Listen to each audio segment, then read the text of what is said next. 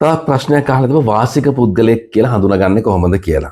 වාසික පුද්ගලයයි වාසික නොවන පුද්ගලයාගේ අතර ආදායම සම්බන්ධයෙන් වැදගත් වෙන්නේ වාසික පුද්ගලයා කියන පුද්ගලයාගේ ආදායම් බද්ද කොහෙන් ඉපෙව්වත් ආදායම ඒකේ ලංකාවේ ආදායම් බදු ගෙවන්න ඕනේ 100%ක්ම.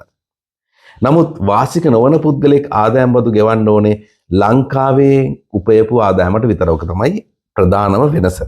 ඉතින් මේ වාසික පුද්ගලයෙක්ද නැද්ද කියලා තීරණය කරන එක ඉතාමත්ම වැදගත්.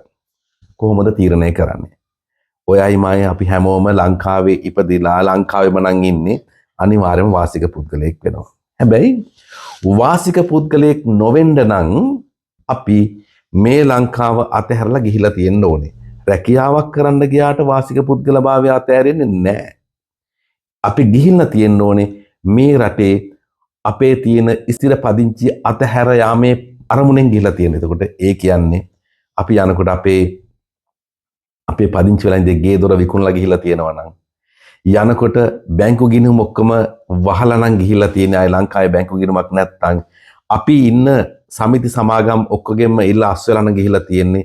ආයෙත් කතා දෙකක් නැහැනේ. අපි ගිහිලා තියෙන්නෙම ලංකාව අතහැර ලංකාවේ ස්ථිර පදිංචිය අතහැර යාමේ චේතනාවෙන්. ඒ නිසා එවන් වෙලාවට ඔහු තවදුරටත් නිර්වාසික පුද්ගලෙක් නැත්නම් වාසික නොවන පුද්ගලෙක් බවට පත් වෙනවා.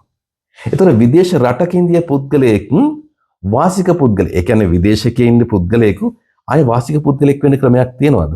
ඔව්. ඒකට බලන්න වෙන අපේ පාස්පෝර්ට් එකේ සඳහන් විදිහට ඒ පාස්පෝර්ට් එකේ සඳහන් වෙනවා අපි එළියට ගිය දවස් ලංකාවට ආව දවස් මොනවද කියලා. ඒක බලලා ලංකාවේ යම්කිසි වර්ෂයක් ඇතුළත දින 183කට වඩා ඉඳලා තියෙනවා නම් ලංකාවේ ඔහු වාසික පුද්ගලයෙක් විදිහට සැලකනවා. ඒ දවස් 183 පටන් ගත්ත දවසයි අවසාන දවසයි තියෙන අවුරුදු දෙකම ඇතුළත තමයි වාසික පුද්ගලයෙක් විදිහට සැලකන්නේ. හිතන්නකෝ ඔහු ලංකාවට ආවේ අප්‍රේල් මාසේ 13 වෙනිදා ආවේ 2026 අප්‍රේල් මාසේ 12 වෙනිදා වෙනකන් දවස් 365 කාලයක් තියෙනවා. දවස් 365 කාලය තුලදී එයා දවස් 100 කෑලි කැඩිලා හරි විටින් විට හරි දවස් 183ක් හරියට වඩා වැඩි කාලයක් ලංකාවේ ඉඳලා තියෙනවා නම් ඔහු වාසික පුද්ගලයෙක් බවට නැවතත් පත් වෙනවා.